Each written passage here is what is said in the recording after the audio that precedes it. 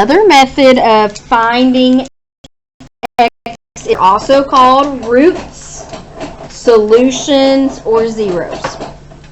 And we're going to do that by factoring, which is something that you typically would have learned in Algebra 1. With COVID, some of you may remember it, you may not. Now, before we get started, I want to talk about what a factor is. If I give you the number, let's say 24, can you tell me all of the ways to multiply to be 24? 2 and 12, 4 and 6, 1 and 24, 3 and 8, and that's all. So these are considered factors of 24 because those two numbers multiplied together gives you 24. Well, quadratics, like down here in example 3, I can also factor those. I can come up with two things. Now they're not just two numbers, but two things that multiply to be this quadratic. And I'm going to get into showing you how that you're going to do that. But before we actually do the factoring process, I'm going to give you an example or two that are already factored.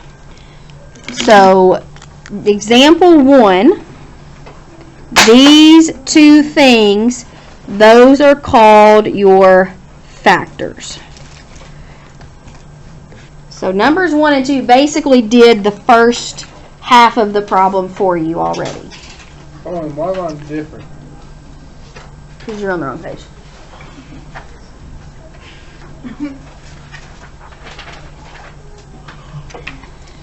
In Algebra 1, if you learned to factor a quadratic, this is where you would have stopped. You would have got an answer that looked like this. You have two different things in parentheses.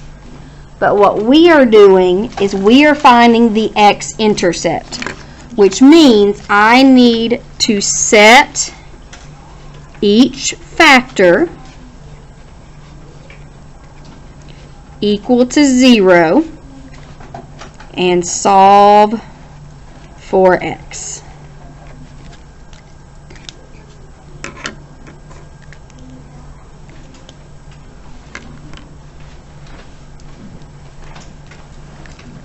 So here, one of my factors is 7x minus 6. The other factor is x minus 4. So I'm going to take 7x minus 6 and set that equal to 0. And then I'm going to solve this equation for x. So how would you solve this? We would start by adding 6 to both sides.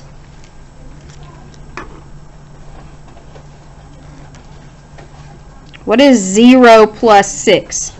6. And then what would you do? Divide by 7. Good.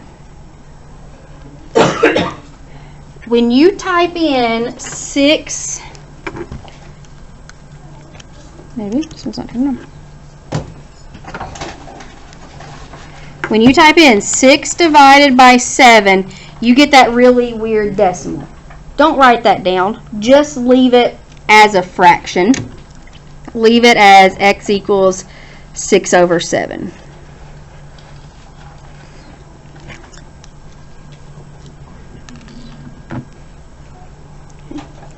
So what that tells me is that whatever quadratic this was, it would cross the x-axis at 6 over 7. So not almost at 1, but not quite there. The other factor, x minus 4 equals 0. How would I solve this one? What would I do first?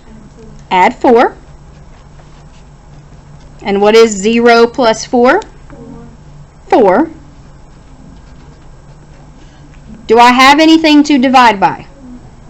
Nope. So my answer is just x equals 4. So I have another x-intercept at 4.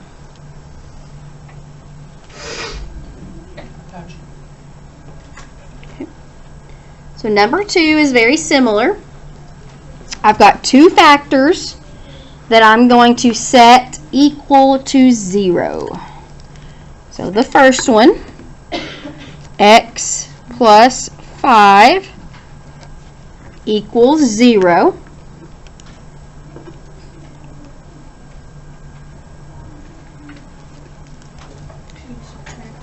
I would subtract 5. And what is 0 minus 5? Negative 5. So x equals negative 5. There's nothing to divide by.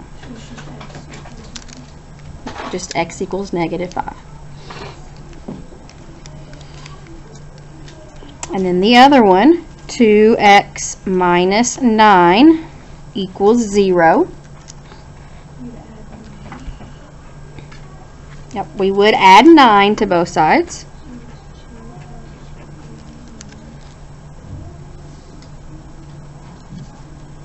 And that gives me 2x equals 9. Then what? Divide by 2. So if I do 9 divided by 2, I get 4.5. So that's just a short decimal. That's fine. If you prefer to put 4.5, that's okay, because it's just an easy decimal. I'm probably just always going to leave it as a fraction. When you have a test, if it's multiple choice, it may be a fraction, it may be a decimal. You need to know that how to get both. So 9 over 2.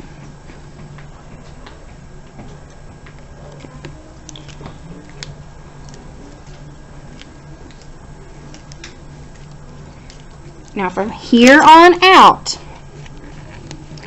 they are not factored yet. I don't have the factors. We are going to have to figure out what the factors are. And all of the examples that we're going to do today, there is not a number in front of your x squared. So your a is 1. These are considered a little bit easier. When we do the other ones later this week, where there is a number, we're going to do this first before we move on. Alright, so let's start. In order to factor, you have to find two numbers that add to be your b value, which is 3, and those same two numbers multiply to be your c value, which is 2. And if you forget that, I've got that up here. Look for two numbers that multiply to be c and add to be b. Does anybody know what those two numbers are? 2 and 1. Yep. So 2 plus 1 is 3, yes? 2 times 1 is 2. Perfect. So those two numbers, those are going to become your factors.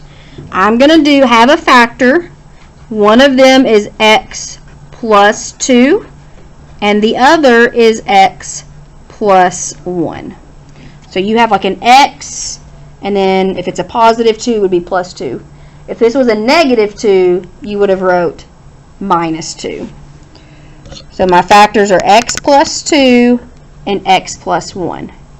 And now from here, I can finish this problem like we did above. Set each factor equal to 0 and solve.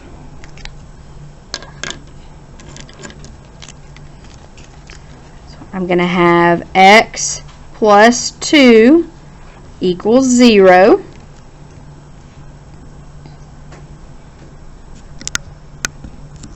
And how do we solve that? Yep, minus 2. So x equals negative 2.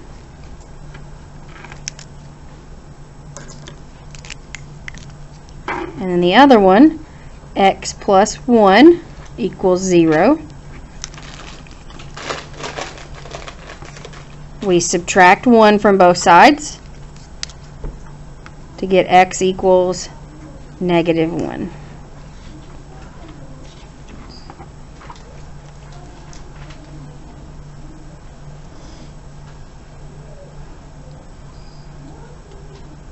Are there any questions on that? We'll do lots of examples, so hopefully you'll get good at it. Number 4. We need two numbers that when I add them, I get 7, and when I multiply them, I get 6. Don't yell them out just quite yet. Think about those two numbers. When you think you know the two numbers that add to be 7, multiply to be 6, raise your hand. Ethan? 6 and 1. Yep, it is 6 and 1. 6 plus 1 is 7. 6 times 1 is 6. So my factors are x plus 6 and x plus 1. It does not matter which one you put first.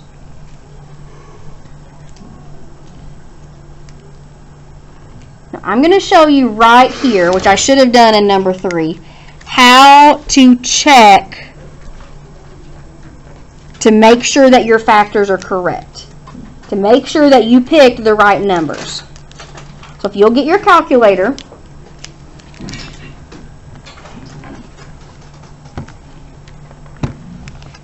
now your calculator has some random number stored as x. Okay, we're going to type in the problem, x squared plus 7x plus 6. And you'll get some number. It probably won't be 50. It might be. But if it's not, that's okay. Then I'm going to type in these factors, x plus 6, x plus 1. And make sure that those two numbers match. They don't have to be 50, but they do have to match each other. So both of my numbers are 50. If both of your numbers are 102, that means you did this correct. This takes about 20 seconds, and it can save you from missing problems. You can catch your mistakes before you get to the end. All right. So now that I know that my factors are correct, I'm going to set each factor equal to 0. X plus 2 equals 0.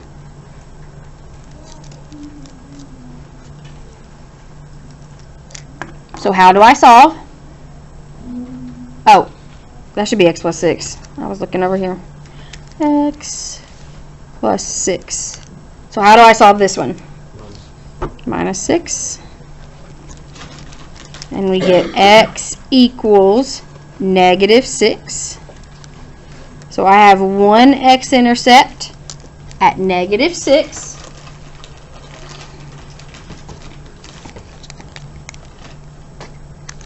And then the other one, x plus 1 equals 0. I will subtract 1 to get x equals negative 1. Are there any questions so far?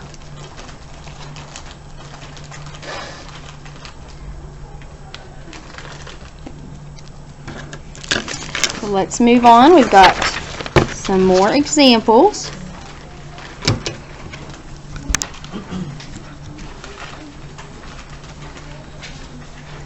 All right. Number 5. I'm going to look for two numbers that multiply, oh no, sorry, that add to be 13 and multiply to be 40. Now, if you can if you know those numbers right now off the top of your head, that's great. If you don't, I'm going to show you how you can figure those out. It just takes plugging in some numbers into the calculator. So it might take you more time. So go over to the side and make a table. And we're going to come up with all of the ways that you can multiply to be 40. And kind of go in order. So I know 1 and 40. Always start with 1. Okay. And then say, all right, 40 divided by 2 is 20. So 2 and 20. 40 divided by 3, that's not a whole number, so I'm not going to put 3 down. 40 divided by 4 is 10.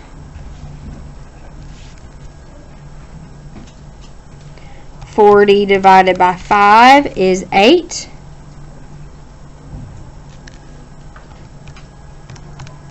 40 divided by 6 is not a whole number.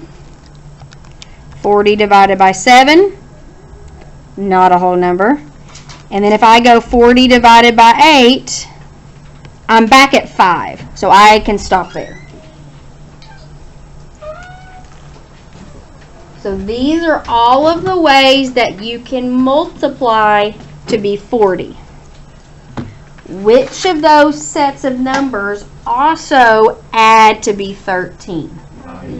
5 and 8. So my two numbers that I'm going to use for my factors are 5 and 8. X plus 5, x plus 8, 13. Add, it adds to be that, I wrote the wrong thing, so I scribbled that out. And I would check. Don't skip over checking as you go. X squared plus 13x plus 40. I got 108. You may get 108, you may get something different. And then type in your factors. X plus 5 and x plus 8. Yep. Got 108 for both of those. That meant they matched, which meant I factored it correctly.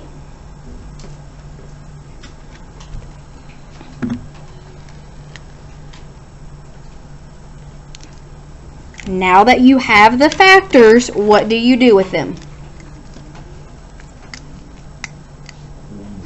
Put them equal to 0. X plus 5 equals 0.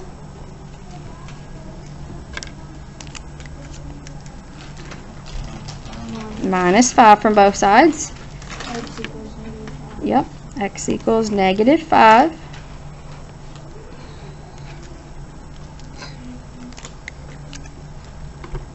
And then we have x plus 8 equals 0. We subtract 8 from both sides. Yep.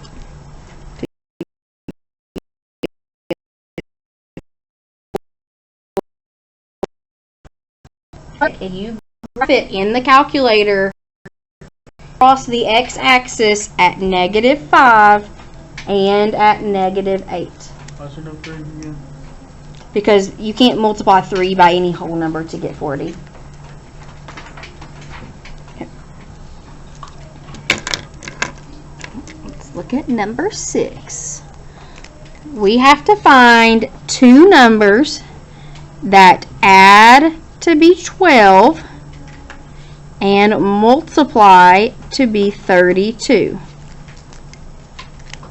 If you can get those numbers because you know your multiplication tables, awesome. You don't have to make this chart. It'll save you time.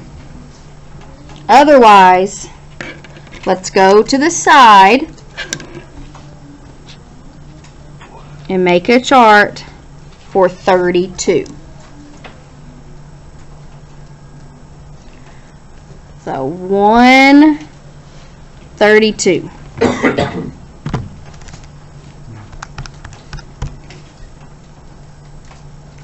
2 and 16. Not 3. 3 does not go evenly. 4 and 8. Is 5 going to go into 32? No. 32 divided by 6? Nope. 32 divided by 7? Nope. 32 divided by 8? I'm back at 4. So I already wrote that down. You don't need to write it twice. Okay. So now, which of those sets of numbers also add to be 12? 4 and 8.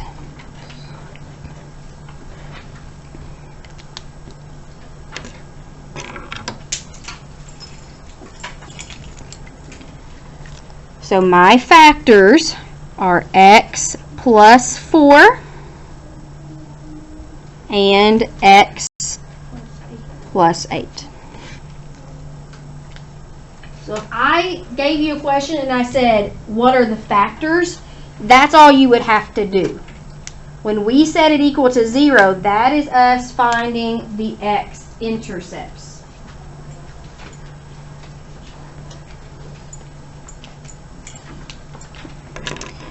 So I'm going to take x plus 4 and set that equal to 0. Yep. We would subtract 4 from both sides, giving us x equals negative 4.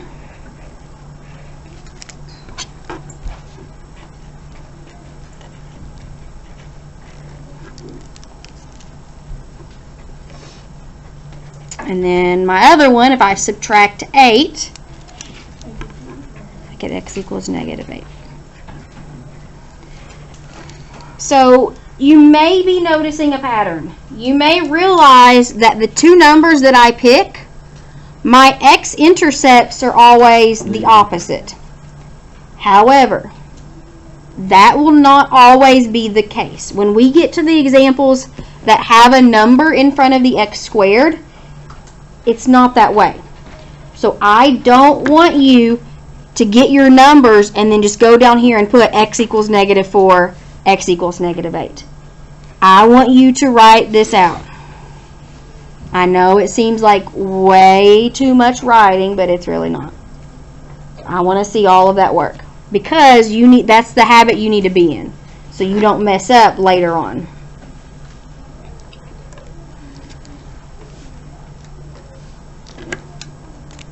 Number 7. We need two numbers that add to be 2 and multiply to be what? 15. Negative. That's a minus, so it needs to be negative 15. So how could you have two numbers that multiply to be a negative but add to be a positive? You have one negative number and one positive number. That is correct. So when I go to make my table, I'm just going to make my table for regular 15. And then I will figure out what needs to be negative later. So we start with 1 and 15, and then 3 and 5. Does anything else multiply to be 15? No. Which of these two sets do you think I'm going to use? The 3 and 5. So it comes down to, is the 3 negative or is the 5 negative? So give me one to test out first. 3 or 5? 3. All right. So we're going to make the 3 negative. And I'm going to say negative 3 times 5. Yes, that is negative 15. Negative 3 plus 5. Is that 2? Yep, positive 2. So that was correct. It was the 3 that needed to be negative. So when I go down to my factors, it's going to be x minus 3 and then x plus 5. So we can check our answer. X squared plus 2x minus 15. I get 9. And then if I try this, x minus 3, x plus 5, I also get 9. So that means that I picked the right numbers. -3 and 5.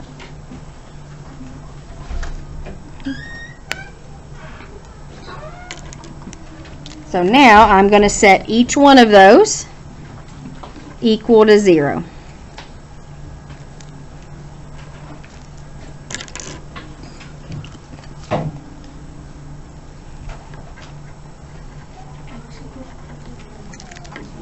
Yep. So x equals 3.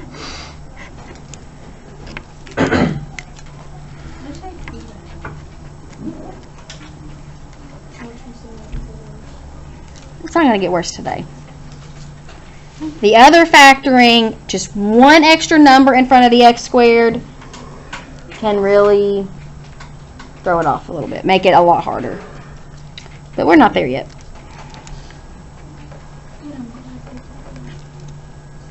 So we get x equals 5.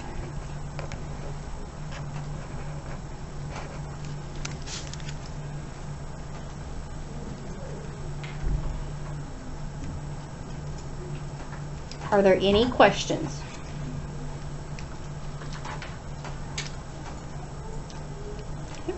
Let's look at number 8. Two numbers that add to be what? -11. Multiply to positive 24. How is that going to happen? You're going to have two negative numbers. For you to multiply to be a positive, but also add to be a negative, both of our numbers that we get will be negative. So let's go to 24.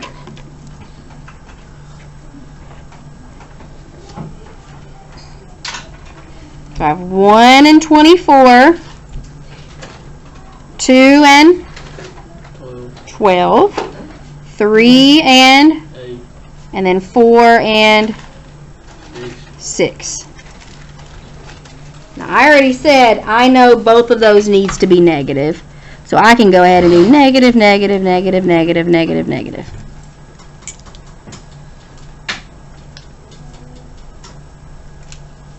Which of those will also add to be -11?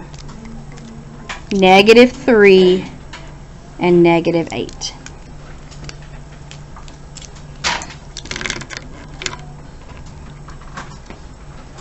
So my factors are x minus 3 and x minus 8. I'm going to check.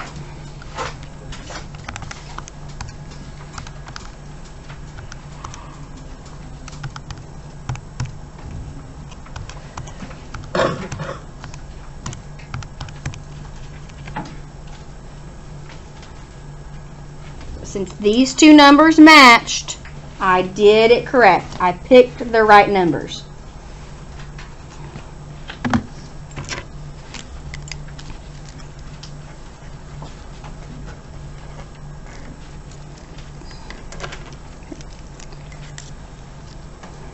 We have a lot of the same factors.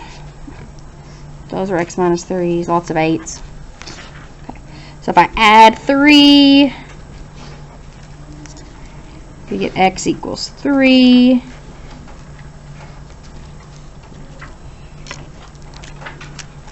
Then I have x minus 8 equals 0. I need to add 8 to get x equals 8. Any questions? I want you to do numbers 9 and 10 by yourself. All right.